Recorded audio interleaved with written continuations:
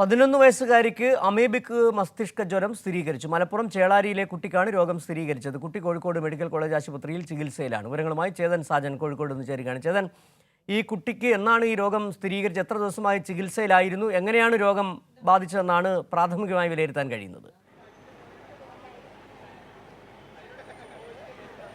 സിജു, ഈ 8 മാസത്തിനിടെ അമീബിക് മസ്തിഷ്ക ജ്വരം സ്ഥിരീകരിക്കുന്ന സംസ്ഥാനത്തെ 9ാമത്തെ കേസാണിത്. മലപ്പുറം ചേളാരി സ്വദേശിയായ 11 വയസ്സുകാരനാണ് ഈ അമീബിക് മസ്തിഷ്ക ജ്വരം സ്ഥിരീകരിച്ചത്. ഈ രോഗത്തിൻ്റെ ഉറവിടം അതിനെക്കുറിച്ചൊന്നും ഇപ്പോൾ വിവരം ലഭിച്ചിട്ടില്ല. ഏതായാലും ആരോഗ്യവകുപ്പ് ഈ രോഗത്തിൻ്റെ ഉറവിടം കണ്ടെത്താൻ വേണ്ടി വീട്ടിലെ കിണറ്റിലെ വെള്ളവും അതുപോലെ തന്നെ സമീപത്തെ ജലാശയത്തിലെ വെള്ളമൊക്കെ ശേഖരിക്കുന്നുണ്ട്.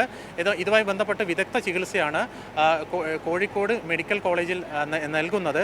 ഈ മാസം തന്നെ കോഴിക്കോട് ജില്ലയെ സംബന്ധിച്ചോളം പറയുകയാണെങ്കിൽ ഈ മാസം 3 കേസുകളാണ് ഉണ്ടായിരുന്നത്. അതിൽ ഒരു പെൺകുട്ടി, ഈ താമരശ്ശേരി 9 വയസ്സുകാരി അനയ ഈ രോഗബാധയേറ്റ് മരിച്ചിരുന്നു. മറ്റ് 2 പേർ ഇപ്പോൾ ചികിത്സയിലാണ്. ഒന്ന്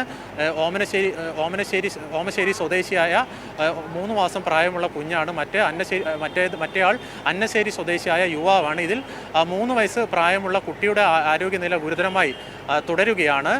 ഇതുമായി ബന്ധപ്പെട്ട് എല്ലാ വിദഗ്ധ ചികിത്സ തന്നെയാണ് മെഡിക്കൽ കോളേജ് ഉറപ്പു നൽകുന്നത്. ജർമ്മനിയിൽ നിന്ന് എത്തിച്ച മൾട്ടിഫോസിൻ എന്ന മരുന്നാണ്, വിലയേറിയ മരുന്നാണ് ഈ വിദഗ്ധ ചികിത്സക്കായി ആരോഗ്യവകുപ്പ് ഉപയോഗിക്കുന്നത്. ഏതായാലും നമുക്കറിയാം, വളരെ മാരകമായ രോഗമാണിത്. മരണനിരക്ക് ാണിത്. കഴിഞ്ഞ വർഷം 36ഓളം കേസാണ് റിപ്പോർട്ട് ചെയ്തത്. അതിന് വർഷം വെറും 2 കേസ് റിപ്പോർട്ട് ചെയ്തെങ്കിലും 2 പേരും മരിച്ചിരുന്നു. വളരെ തീവ്രത കൂടിയ ഒരു രോഗം തന്നെയാണ്. ഇതുമായി ബന്ധപ്പെട്ട് വിദഗ്ധ ചികിത്സയൊക്കെ ആരോഗ്യവകുപ്പ് നൽകുന്നുണ്ട്. ഈ